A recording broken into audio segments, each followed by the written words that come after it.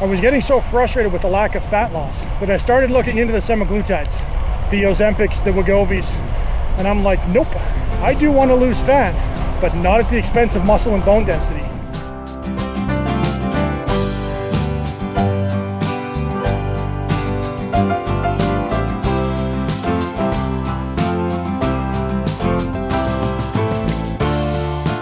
Good morning, and welcome back to another Saturday morning bike ride. It's been a minute. Not for you guys, you saw a video last week. But for me, it's been a minute. It's probably been about 3 weeks since I've recorded a video. And as you can tell, more changes. We're back in Florida. This is actually the first bike ride in Florida I've ever recorded. And what a fantastic place to do it. We are riding up the A1A, just off the Flagler Beach to Marineland Trail, which is right over there beside the road. I'm riding on the road. It's not Atlantic Ocean, right there. Beautiful place for a bike ride. The trail gets no points for originality. I mean, it runs from Flagler Beach to Marineland, so they named it the Flagler Beach to Marineland Trail. But it does need to have a good name when it's got a view like this. It's a little windy today. The Motive app is calling for a 65-minute bike ride today. Been feeling really good on my bike rides lately. We had a good training week this week. This is the first full week I put in probably in about a month, in all honesty. I didn't even do a main bike ride last week. I was feeling a bit down and out. The week before, I did a bike ride just by myself in a podcast. I didn't have the camera with me. So the last bike ride I filmed would have been Emerald Isle, North Carolina, 3 weeks ago. You guys will see it on the channel from last week. The time gap won't be reflected there. But it was a challenging few weeks. I had a good training week this week. I got back into it. Monday was a steady bike ride. It went very well.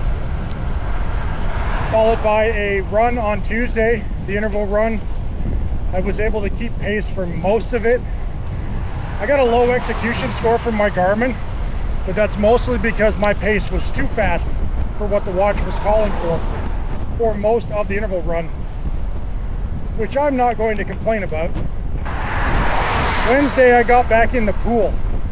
Well, that was interesting. I haven't done a swim workout in probably 2 months.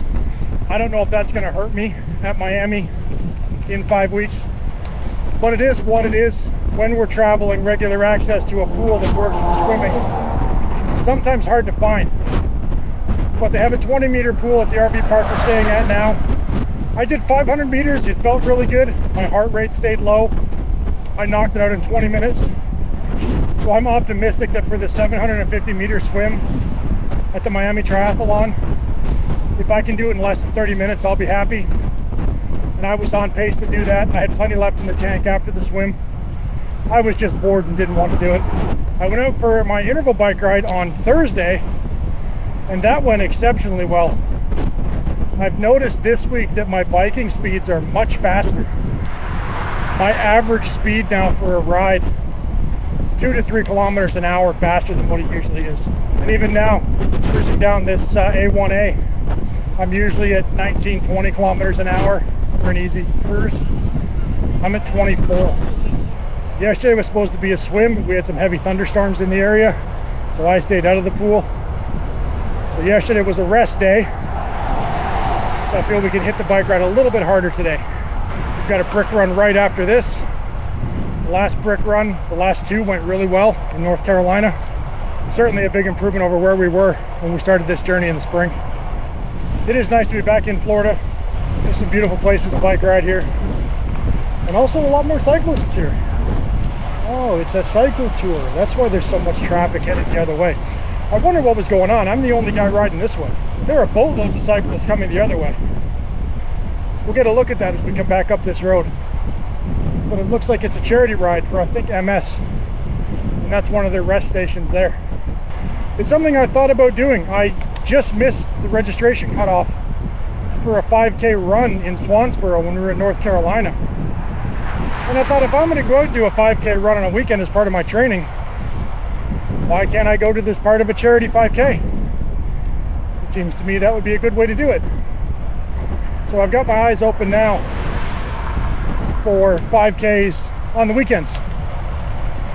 It may mean I have to bump my main bike ride to Sunday, because most 5Ks run on Saturdays. But that's fine. We're flexible. We can work with that. Raise some money for a good cause and train for the triathlon at the same time. I just wish this camera angle was up higher so you guys could see some of the views that I'm experiencing on this ride. I get a feeling you can't see over the shrubs. From the top of this bike seat, the ocean view is pretty.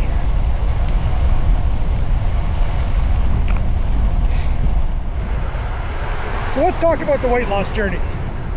That's always a subject of some contention for me, especially in these videos, because sometimes I get distracted by it. But I guess the most important update is that I'm no longer counting calories. But that raised a little bit of controversy a couple of months ago when I started doing that, because as many times as I've said it, and I'll say it again, most people don't have to count calories on carnivore. I'm not most people, and I was overeating. Arguably, I was eating some of the wrong things that maybe shouldn't be on a clean carnivore. But that's neither here nor there. The point is, I did it. And the point is, it worked. And the follow-up is, I don't do it anymore. Because over the last 2 months, the weight loss has improved. I've learned what I should be eating and what works for me. So I've been able to stop counting the calories so closely and still enjoy some of the benefits of weight loss. This entire week has been up and down a little bit, but I'm well below 320, which was a plateau I was struggling to break. I think my weight this morning was 317 and change, and I hit 316 a couple of times this week. My highest was 319. So I did not check the average weight for October so far, but September was down, I think, almost 6 pounds, which is fantastic. And this may be psychosomatic, but I can feel it. Even in the pool the other day, I felt like I was moving through the water easier. The runs are getting easier. The bike rides are tremendously easier. I mean, they're still hard, don't get me wrong, but they are getting easier. Partly because I'm getting stronger and partly because the weight's coming off. So the diet is dialed in, the diet is working. And I was starting to get concerned because there's something else I changed that I think is important. I was getting so frustrated with the lack of fat loss that I started looking into the semaglutides, the Ozempics, the Wegovys, the Manjaros. I think one of those is a little different. But friends I know have used it and they have lost weight. But digging into the research from my trusted sources, it turns out that up to 40% of that weight loss is lean muscle mass and bone loss. And I'm like, nope. I do want to lose fat, but not at the expense of muscle and bone density. That's simply just counterproductive, so that's not going to work. But it led me down the research path of GLP-1. And I won't get too far into it, but I'll link a couple of videos in the description down below. GLP-1 is critical for fat burning, which is why those GLP-1 agonists work to burn fat. They just have a lot of nasty side effects. So I thought to myself, there's got to be some natural ways to boost GLP-1. And one thing I discovered, that chronically obese people such as myself, our GLP-1 response can be muted from years of insulin resistance. So I'm thinking, okay, maybe that's part of the problem. That's why I'm always hungry no matter what I eat, and why I'm not burning fat, because I'm not releasing GLP-1. So I watched a couple of videos. I dialed in on one by Ben Bickman. I've mentioned his name before. I like his work. And he mentioned a couple of natural ways. I shouldn't say natural. A couple of non-medicinal ways to boost GLP-1 production. And the two big ones he put together, or that I put together rather, were Yerba mate tea, which I drink anyway, and Allulose, which is a sweetener. A 0 calorie, 0 carb sweetener that does not cause an insulin response. Now, I don't like sweet tea. I am an unsweet tea guy, but I thought if it's going to help with the fat burning, I can drink sweet tea. So I've started putting a 1/4 cup of Allulose in my gallon jug of Yerba mate iced tea and drinking that gallon of tea every day. And I can't say definitively or not whether it's making a difference, but since I started doing that, the overall weight trend down is much more defined. It's much more visible.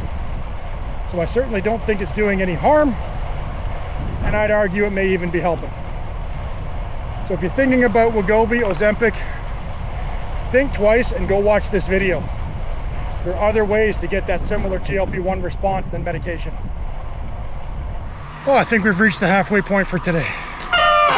15.05 kilometers, 37 minutes and 33 seconds. We're gonna stop here,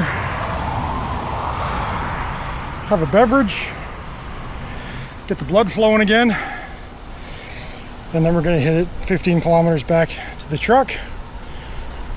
Maintain a really great pace on the ride up. I think I'm gonna take it a little bit easier on the way back. That means it's gonna take a little bit longer, but I also have a brick run I need to do after this, so I should probably save a little bit. But that was 15K at about 25 kilometers an hour. If I can maintain that pace for the 20K at the Miami Triathlon, I'm gonna be super happy. That might be an RV park to visit in the future. Oh, the truck is in sight. And this wind is absolutely kicking my butt on this return trip.